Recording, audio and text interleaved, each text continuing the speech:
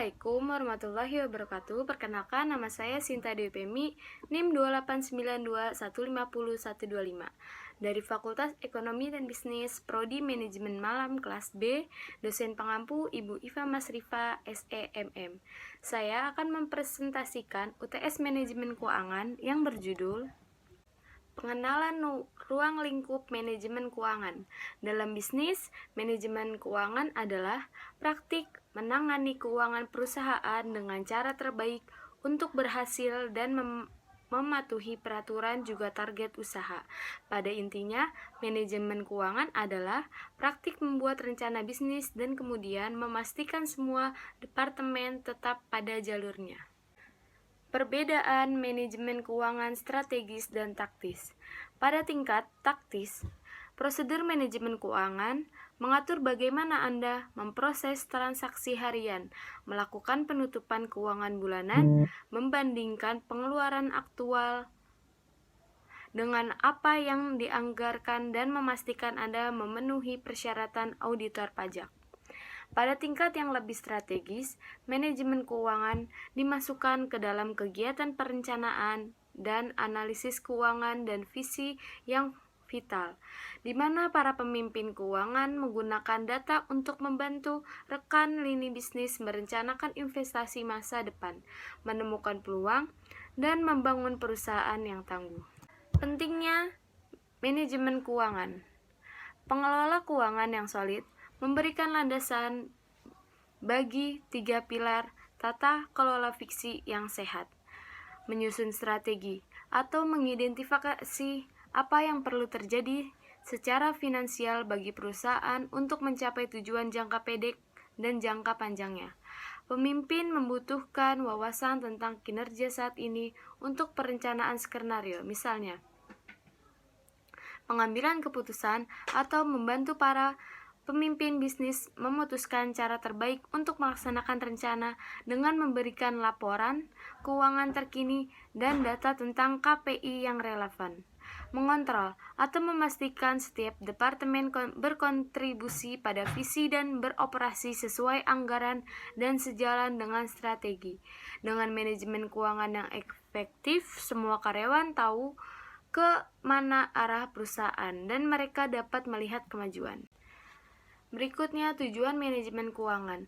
Berdasarkan pilar-pilar tersebut, manajer keuangan membantu perusahaan mereka dalam berbagai cara, termasuk namun tidak terbatas pada memaksimalkan keuntungan dengan memberikan wawasan tentang misalnya kenaikan biaya bahan baku yang mungkin memicu kenaikan harga pokok penjualan, melacak likuiditas dan arus kas untuk memastikan perusahaan memiliki cukup uang untuk memenuhi kewajibannya, memastikan kepatuhan terhadap peraturan negara dan peraturan khusus industri, mengembangkan skenario keuangan berdasarkan keadaan bisnis saat ini, dan pemikiran yang mengasumsikan berbagai hasil berdasarkan kemungkinan kondisi pasar.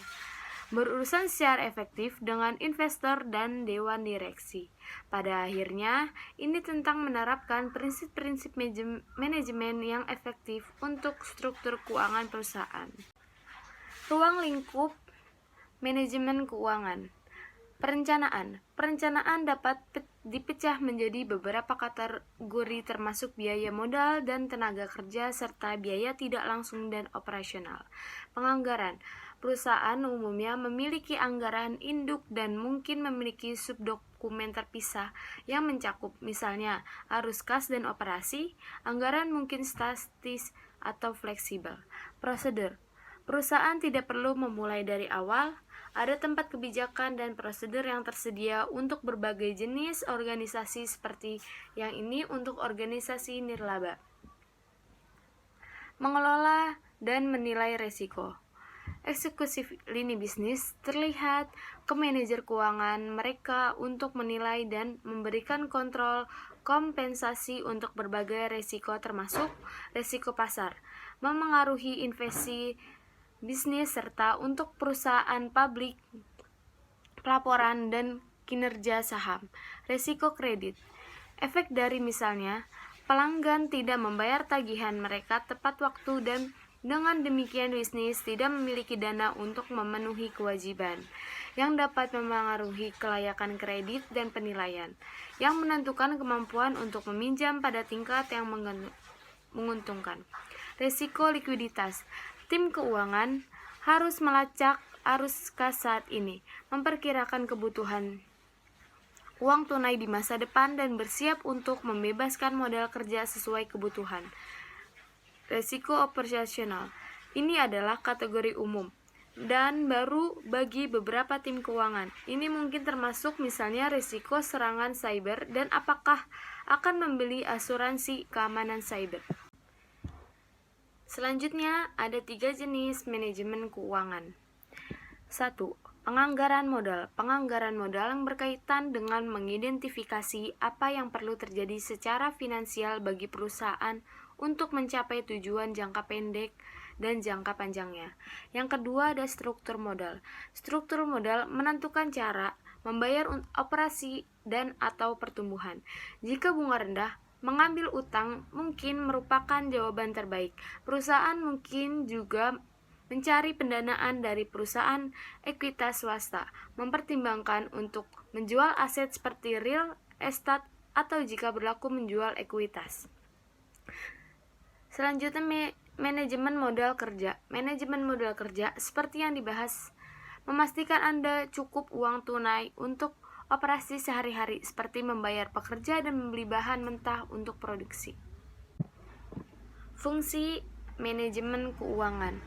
Fungsi perencanaan dan analisis keuangan termasuk mengeluarkan laporan laba rugi, menganalisis ini produk atau layanan mana yang memiliki margin bersih, mempertahankan anggaran dan memperkirakan kinerja keuangan masa depan perusahaan dan perencanaan skenario. Mengelola arus kas juga merupakan kunci dari bisnis yang berhasil. Manajer keuangan harus memastikan ada cukup uang tunai untuk operasi sehari-hari, seperti membayar pekerja dan membeli bahan mentah untuk produksi. Ini melibatkan pengawasan kas saat mengalir termasuk dan keluar dari bisnis. Sebuah praktik disebut manajemen kas. Seiring dengan manajemen kas, manajemen keuangan mencakup pengakuan pendapatan atau laporan pendapatan perusahaan sesuai dengan prinsip akuntansi standar. Menyeimbangkan rasio perputaran piutang adalah bagian penting dari konversi dan manajemen kas strategis. Ini mungkin terdengar sederhana, tetapi tidak selalu. Di beberapa perusahaan, pelanggan mungkin membayar berbulan-bulan setelah menerima layanan Anda. Terima kasih, kurang lebihnya mohon maaf. Wabillahi taufiq walhidayah. Wassalamualaikum warahmatullahi wabarakatuh.